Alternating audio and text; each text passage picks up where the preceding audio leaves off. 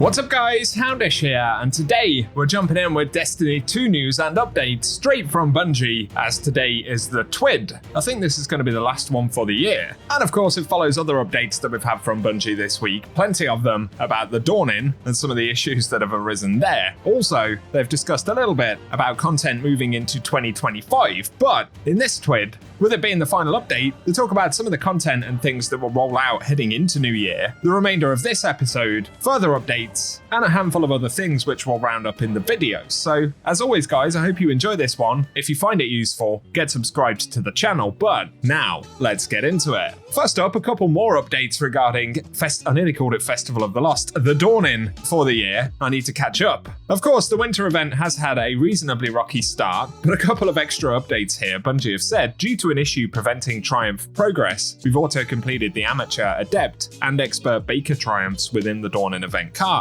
So progress on those is no longer blocked. In fact, you don't need progress, because they should be already finished. On top of that though, Bungie Help additionally said, we discovered that some Dawning items in Eververse were incorrectly priced. These items have been updated with their proper cost, and in the future, we'll issue silver to players who used more silver than intended, so if you've bought anything for silver, that could potentially impact you. Otherwise though, they say players who purchased items at the incorrect discounted price will keep them and not be charged additional silver, so that's some good clarification. Otherwise, yesterday, we had an end-of-year update on Revenant, Heresy, and codename Frontiers. Highlights from that include, Bungie have said, the new destination for codename Apollo is content complete, so they're polishing the non-linear campaign and fleshing out numerous quests and elements of the world. And otherwise, they teased that Heresy will have something that appears to be similar to shiny weapons from Into the Light, that'll be known as the Heretical Arsenal. There'll also be a new dungeon race for Heresy, as well as additional updates to the content calendar and the way that Bungie release content as part of episodes. So, in case you missed that, I'll link a full breakdown of it down below, but Bungie's attempt to ease a few nerves ahead of a quiet spell over the holiday period.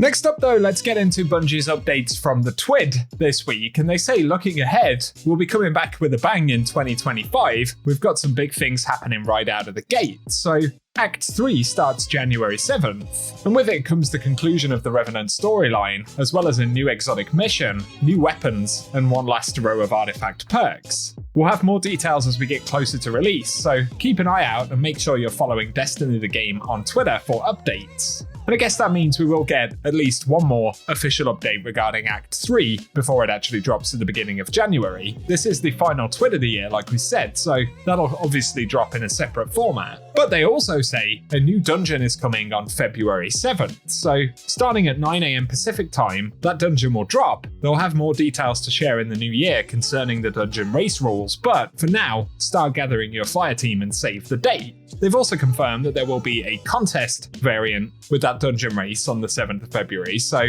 that'll be interesting. And of course, Heresy, the episode that is part of, will drop that same week on the 4th of February. Let us know if you're looking forward to that, but otherwise, the final 2 weeks of Iron Banner will drop on January 14th. So that'll be another opportunity at the new armor for this episode, and the Tenacious Mastery, or indeed Archon's Thunder, or any other Iron Banner loot that you like. On top of that, they say starting on the 31st, Trials will return for one final time right before episode Heresy starts, and this will be the last week where we can earn the Prophet Scout Rifle as a post-match reward. So if you're looking for more Adept roles, be sure to get in on that week.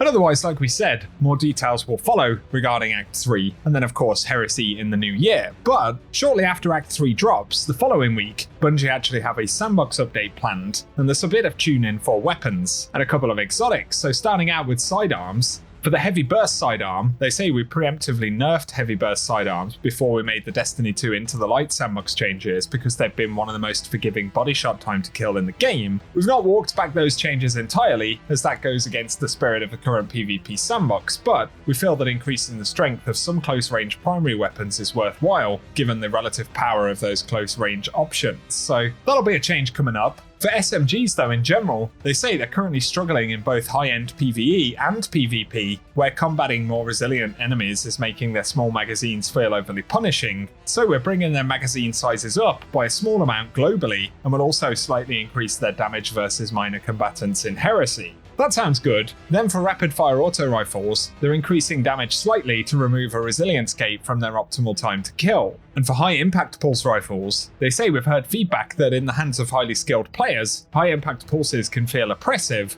We're removing their last bit of baked-in forgiveness, requiring them to hit 6 crits to achieve their optimal time to kill against all resilience levels over 1. At the same time, to reduce their top-end effectiveness, we're decreasing their range via the aim-down sight damage, which will bring them more in line with adaptive hand cannons and reduce their range below all other pulse rifles. Then for precision hand cannons, they say they have seen a small bump in usage and effectiveness with recent buff to body shot damage, but we wanted to lean harder into the fantasy of the intrinsic perk, so this change will affect Luna's Howl, Not Forgotten, and Malfeasance. And finally, for lightweight scout rifles, they say for a brief period we buffed them to bring down their body shot time to kill, which is amongst the slowest in the game, but these changes were quickly undone when we moved to the Into the Light sandbox, so we've re-implemented them, tuned for the new health values in PvP. Finally though, for snipers, they're continuing with work to reduce the visual flinch experienced by snipers in Crucible to a more reasonable level. The intent is to maintain the difficulty of shooting through flinch to allow for counterplay without it feeling too jarring to be damaged while scoped in. So those are the changes they're targeting. Largely, those are PvP focused changes, and I suppose we'll get more specific numbers when we get the patch notes for them. But for exotic weapons, Graviton Lance, they say, is arguably the strongest primary weapon in the game when viewed across both PvE and PvP sandboxes. And so, they've settled on reverting the RPM back to its previous value of 300. In PvE, the RPM reduction will effectively be a small DPS nerf, while in the Crucible, it will move the weapon back to how it was performing pre-Episode 2. So certainly a Graviton nerf there, and for Malfeasance, they say they've added the remaining intrinsic effects from the Precision Hand Cannon perk, including accuracy bonuses and the new ADS movement speed penalty reduction, which essentially will be a buff for Malfeasance. So share your thoughts on those. Finally though, for exotic armor and the spirit of Alpha Lupi on stoicism, they say the healing impulse was tuned around Barricade, which has significantly less uptime than Thruster, and now that Alpha Lupi can work on Thruster, we need to branch the effect's strength accordingly. So again, Bungie aren't being very specific on numbers for this tune-in right here, but I imagine they'll give us those specific details later on. Otherwise though, they say planned to release on December 17th will be a bunch of tonic bug fixes and tune-ins. So firstly, legendary tonics will guarantee the associated weapon drops when triggered directly into your loot feed, rather than being shared across multiple episode Revenant weapon drops, and you will see these drops as you defeat enemies or complete general activities through Destiny 2.